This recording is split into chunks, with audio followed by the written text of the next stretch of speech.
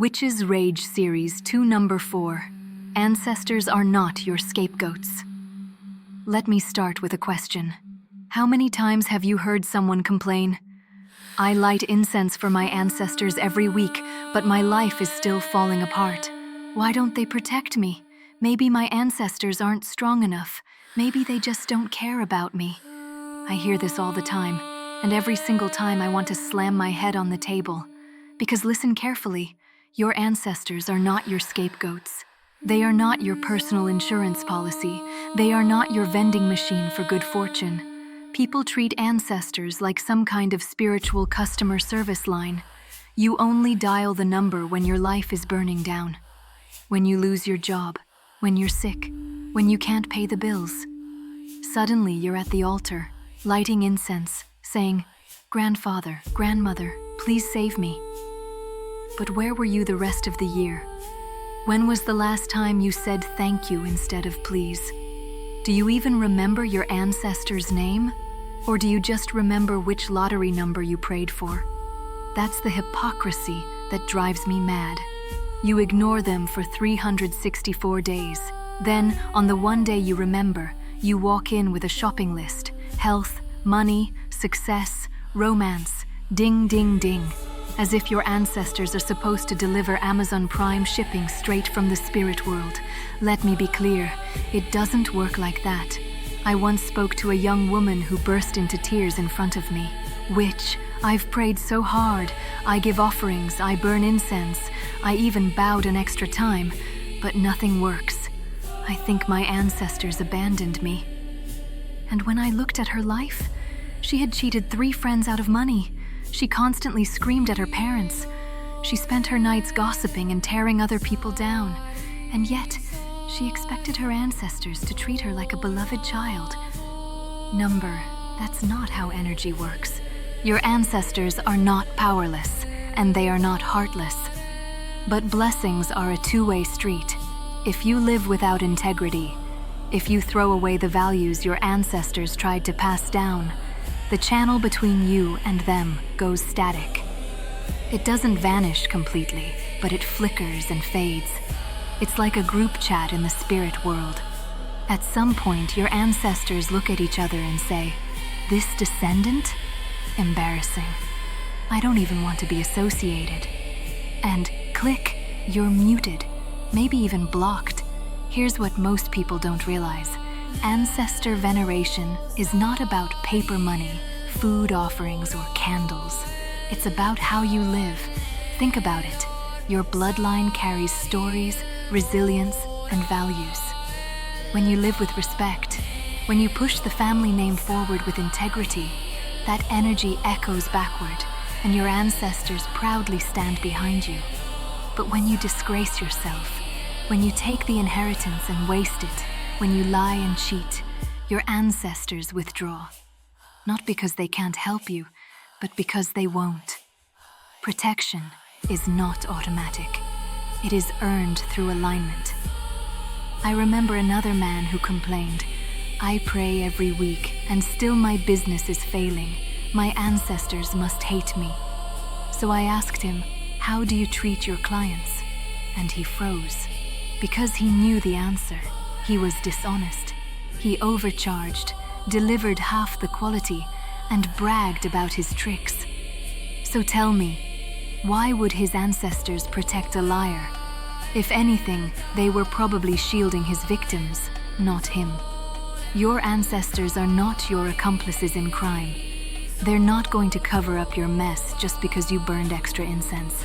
Now I know some of you listening are thinking, "But witch, doesn't family mean unconditional love?"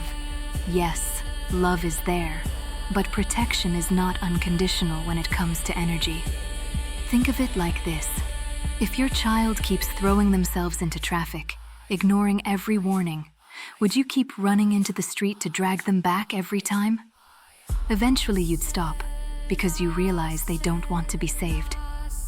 Ancestors operate the same way.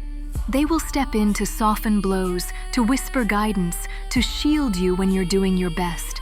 But if you spit on your family's values, if you use their names as excuses while you burn every bridge, you've effectively told them, I don't need you. And they listen. But here's the good news. Ancestors are forgiving. Unlike strangers, they actually want to see you change. They don't need you to be perfect. They don't expect sainthood. What they want to see is effort. I knew a woman who used to complain that her ancestors ignored her.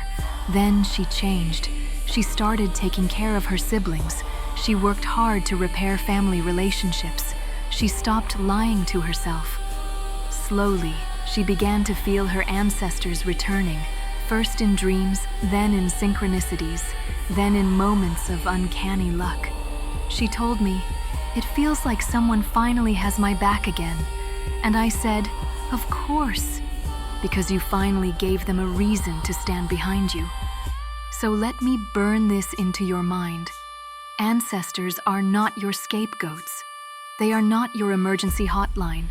They are your roots. If you want their blessing, stop treating them like a vending machine and start treating your life like a continuation of their story. Honor them not with incense, but with action, not with money, but with dignity. Live in a way that makes them proud, and I promise you, doors will open, protection will come, because they will see you as someone worthy of carrying their legacy forward. Witches' rage. Quote, "It's not that your ancestors don't protect you, it's that you've lived in a way that makes them not want to." Witches' Rage series, 2 number 5. You're not cursed, you're cursing yourself. How many times have I heard this one? Witch, I think someone cursed me. Everything in my life is falling apart. My job sucks, my relationships are a disaster, my health is getting worse. Somebody must have put a curse on me. People come running with wide eyes, whispering like they've been targeted by some black magician. And when I scan their energy field, guess what I see? No curse, no black magic, just layers and layers of self-sabotage. And then I have to say the most unpopular truth. No one cursed you. You cursed yourself. Now, before you get defensive, let me explain. I don't mean you sat in front of a candle, chanting spells against yourself. What I mean is this: your words, your beliefs, your daily habits, they are spells, and you've been casting them on yourself non-stop. Think about it. Every time you say, "I'm unlucky, I'll never make it. No one will ever love me," you are casting a curse. Every time you replay failures in your mind and conclude, "That's who I am," you're engraving that spell into your soul. Every time you spit out resentment, drown in jealousy, or lash yourself with guilt, you're layering more black smoke onto your energy field. You don't need an enemy out there. You are already doing the enemy's job. Let me tell you about a client. She was convinced she was cursed in love. Every man she dated cheated on her, or disappeared. "It must be black magic," she cried. But when I looked deeper, the truth was clear. She grew up hearing her parents fight, her mother repeating, "Men can't be trusted." That phrase became her spell. She repeated it, she believed it, and the universe faithfully delivered men who would prove her right.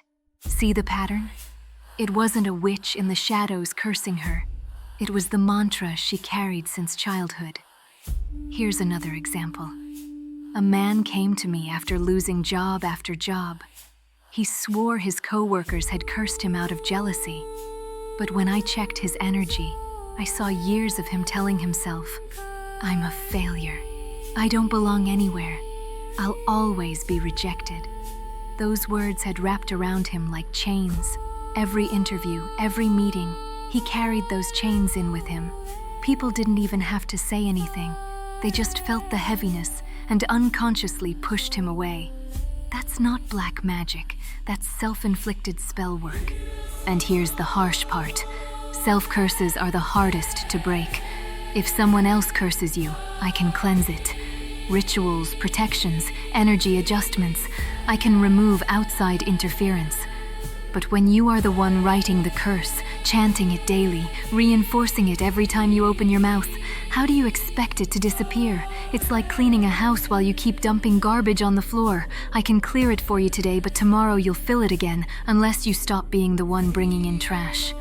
Let me explain the mechanics. A curse is simply focused intention, repeated often enough that energy bends around it. So when you declare, "I'm doomed, I'm worthless, I'll never escape this life," you're focusing intention. The repetition adds power. Soon, the energy starts shaping reality to fit your command. This is why people get stuck in cycles. You declare misfortune, the energy aligns, life proves you right. You declare it again, and the loop tightens. Until finally you forget it was ever your own voice starting it, and then you run around screaming, "Someone cursed me!" But here's the wake-up call. You are not cursed, you are the cursor. And if you have the power to curse yourself, you also have the power to break it. The first step is silence. Stop chanting doom. If you can't say anything kind, at least stop saying poison, because your energy listens to every syllable. The second step is replacement. Don't just stop the poison, pour medicine. Instead of, "I'm unlucky," say, "I'm ready for new opportunities." Instead of, "I'll always be alone," say, "I'm open to real connection." You don't have to believe it 100% at first, but your energy will begin to retune. The third step is discipline. Every day you choose which spell to cast. You can keep repeating the old curse, or you can carve a new path. I remember a woman who told me, "I wake up every day saying, 'Another terrible day ahead.' And guess what? Every day is terrible." So I challenged her. I said, "Tomorrow, when you wake up, say, 'Today might surprise me. Something good is possible.'" She laughed.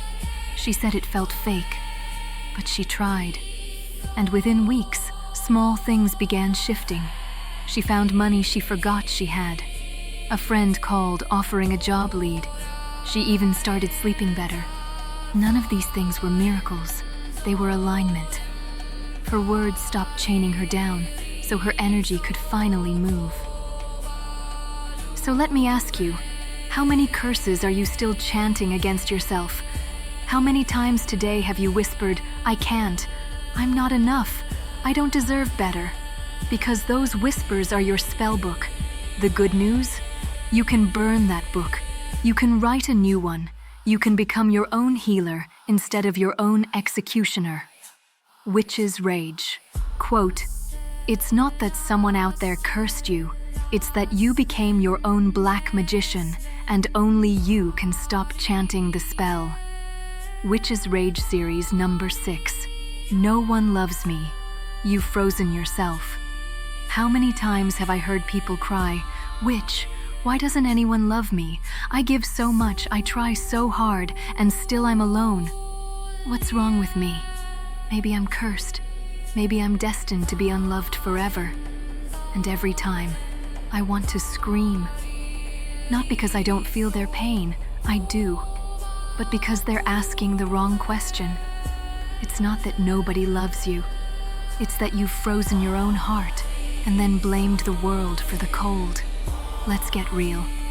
I've met people who wake up, look in the mirror, and the first thing they say to themselves is, "I'm ugly, I'm pathetic, I'm not worth anything." And then they wonder why no one sticks around. Tell me, if you had a friend who insulted you every single day, would you want to spend time with them? Of course not. You'd run. So why would anyone feel safe or drawn to you when you radiate rejection like an icy storm? This is the brutal truth. It's not that you're unloved, it's that you're unavailable. You've locked yourself in a freezer, then cry because no one is hugging you. I once worked with a man who told me every partner he ever had eventually left him. He was convinced the universe hated him. But when I looked deeper, I saw the chains he wrapped around himself. He carried the belief, "I don't deserve love." Guess what? If you walk into a relationship carrying that sign around your neck, sooner or later the other person reads it, they feel it, they believe it, and they leave. Not because they never cared, but because your energy pushed them out. Love doesn't stand a chance when your inner voice is screaming, "Stay away, I'm not worthy." Now some of you listening are already defensive. No, witch, you don't understand. I do want love. I crave it. I'm desperate for it. Yes, And that's exactly the problem. You crave it, but you don't receive it. You want it, but you don't believe it. You reach for it, but you swat it away the moment it gets close. It's like someone dying of thirst, sitting by a river, but refusing to drink because they're convinced the water is poisoned. That's what self-hatred does. It convinces you that even if love shows up, it must be fake, temporary, or dangerous. So you freeze yourself instead. Here's the deeper truth. Self-hatred is not humility. It's not spiritual discipline. It's just another curse. Real humility says, I have flaws, but I'm willing to grow. Self-hatred says, I'm broken, I'm worthless, I will never be enough. See the difference? One opens the door to love, the other locks it shut. So when you keep asking, why doesn't anyone love me? I want to grab your shoulders and yell, because you don't even let yourself be loved. I had a client, a woman who swore she was destined to be abandoned. Every relationship ended with betrayal or silence. She said to me, "Which, maybe it's karma. Maybe I deserve this." But when I looked, what I saw was an endless loop of self-rejection. Every time someone treated her kindly, she doubted it. She thought, they'll leave eventually. She picked fights, sabotaged moments of intimacy, built walls so high no one could climb them. And then, when her partner finally left, she sighed and said, "See? I was right. I'm unlovable." No, she wasn't right. She was frozen. So what's the solution? You need to start melting. No, I'm not asking you to turn into a self-help cheerleader shouting affirmations you don't believe. I'm asking you to begin gently but firmly with these steps. First, stop bullying yourself. If you wouldn't say it to a child, don't say it to yourself. Second, start with small acceptance. Look in the mirror and say, I can allow myself to like one thing about me today. That's it. Third, stop comparing. Other people's strengths are not evidence of your weakness. Fourth, create value for yourself. Do something you're proud of, however small, every day. Fifth, let yourself shine. When you show your light, people will find you. Do you see the pattern? Love is not a rescue mission. Love is a mirror. It reflects exactly what you believe you deserve. If you believe you're trash, love will treat you like trash. If you believe you're worth respect, love will bring people who respect you. It's not the world refusing you. It's your own freezer door. And let me say this clearly. Loneliness is painful, yes, but being with the wrong person is worse. At least loneliness leaves you with yourself. A toxic relationship steals even that. So stop treating loneliness like a curse. Treat it like a classroom. Use it to thaw your own heart, so that when the right love shows up, you can actually recognize it, receive it, and keep it alive. Here's the witch's rage quote for this one. It's not that no one loves you. It's that you froze your own heart, and no one could break through. Unfreeze yourself, and love will flow. Witch's Rage Series number 7. Soulmate or spiritual scam? Let's be honest. The spiritual world has turned love into one of its biggest scams. Everywhere you look, someone is selling the fantasy of a soulmate. They tell you, your twin flame is out there. Your karmic partner is waiting, but... And here comes the catch. You have to pay us to find them. I scroll through social media and see people posting, I dreamed about my soulmate. He told me we're destined to be together forever. And in the comments, dozens reply, yes, I dreamed about him too. Excuse me, are we forming a soulmate fan club?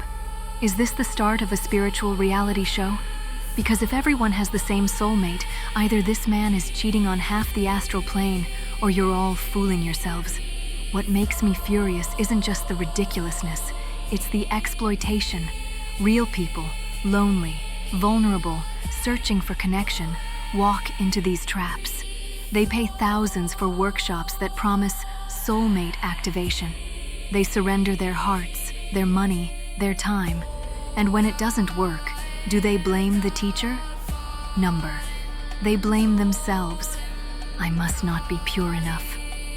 I didn't meditate hard enough. I failed my soulmate test. Do you see the cruelty? These so-called gurus profit from people's deepest wounds, then convince them the failure is their own fault. That's not spirituality. That's psychological abuse. I had a client who poured her savings into one of these programs. The teacher told her, "You carry karmic debt from past lives. That's why love hurts. But if you pay for my cleansing ritual, you'll find your twin flame." She paid. Nothing changed. The teacher shrugged. You must suffer more. Pain is your lesson. Only through pain will you reach sacred love. What a convenient business model. Keep people in pain, sell them the cure, then blame them when it fails. That's not sacred.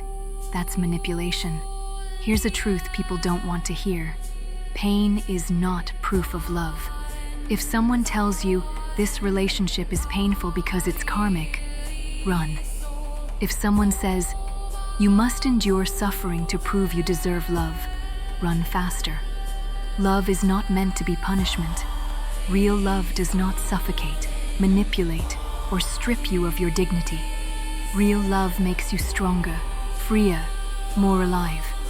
But these spiritual scams twist the story. They romanticize suffering. They tell you abuse is growth.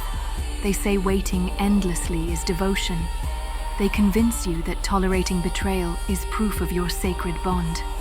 Number. That's not a sacred bond. That's emotional blackmail dressed in white robes. And let's talk about the symbols. Oh, the props they love to use. White flowing robes, crystal necklaces, dramatic talk about the universe and energy. They know if they say God or Jesus, people might question them. But if they say the cosmos, suddenly it sounds enlightened. Words are cheap. Intent matters. And many of these so-called teachers are nothing but con artists with incense. So how do you know if it's real? Here's my rule. Real spirituality gives you clarity, not confusion. Freedom, not chains. Strength, not dependency. If your soulmate journey leaves you broke, exhausted, ashamed, and begging for scraps of attention, that is not love. That is a scam. Now, some of you listening might be uncomfortable. But which, you say? What if my soulmate is my hardest lesson? Let me answer with fire. Lessons don't require abuse. Growth doesn't require endless misery. Yes, relationships can be hard. Yes, love requires vulnerability. But if your story is nothing but betrayal and pain, and the only justification is it's karmic, you're being fooled. The universe doesn't need to torture you to make you grow. That's human nonsense, not divine law. I'll tell you what's real. What's real is learning to stop chasing people who hurt you. What's real is realizing that your soul's lesson is to love yourself enough to walk away. What's real is recognizing that spirituality is not about finding a mystical partner. It's about finding the strength to live authentically, so that love, when it comes, is honest and free. I knew a woman who spent 10 years waiting for a twin flame who never arrived. She turned down healthy partners because they didn't feel intense enough. She cried, she fasted, she prayed, convinced that the more she suffered, the closer she was to reunion. Do you know what happened? 10 years later, she was alone, broke, and bitter. The only flame she had was the candle she kept burning on her altar. That wasn't destiny. That was a scam she bought into. So let me burn this truth into your heart. Love is not meant to be a cage disguised as destiny. Love is not supposed to drain you dry. If your soulmate story makes you smaller, weaker, more confused, it's not love.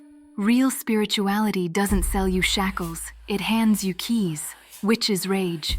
Quote, soulmates don't destroy you, scams do. Real spirituality doesn't trap you, it sets you free. Closing.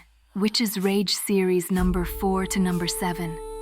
So here we are, 4 episodes of rage, truth, and wake-up calls.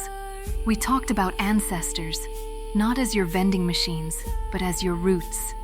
We talked about curses, not cast by others, but written by your own words. We talked about love, not as punishment, but as the mirror of your self-worth. And we talked about soulmates, not as a holy prison, but as the favorite scam of the spiritual market. What do all these stories have in common? Choice. Your ancestors' blessing is a choice. Live with respect, and the channel opens. Curses are a choice. The words you repeat are the spells you live by. Love is a choice. Melt your own frozen heart, and you allow connection in. Freedom is a choice. Stop buying pain packaged as destiny, and you'll finally know what real spirituality feels like. The world will always try to sell you fear. Fear of being alone, fear of being cursed, fear of not being worthy. But my rage, my fire, is here to remind you, fear is not the teacher. Clarity is, courage is, your own soul is. So if anything from these 4 episodes sticks with you, let it be this. You are not doomed. You are not cursed. You are not unloved. You are not destined to suffer. You always have a choice. This is not just rage for the sake of rage. This is the witch's rage. Fire meant to burn illusions, not people. Fire meant to clear the fog so you can finally see. Because when you see clearly, when you stop blaming and start choosing, you reclaim your power. And that, my friend, is where real magic begins. I'm the witch. This has been the Witch's Rage series, episodes 4 through 7. Stay awake, stay free. And remember, the most powerful spell you'll ever cast is how you choose to live your life.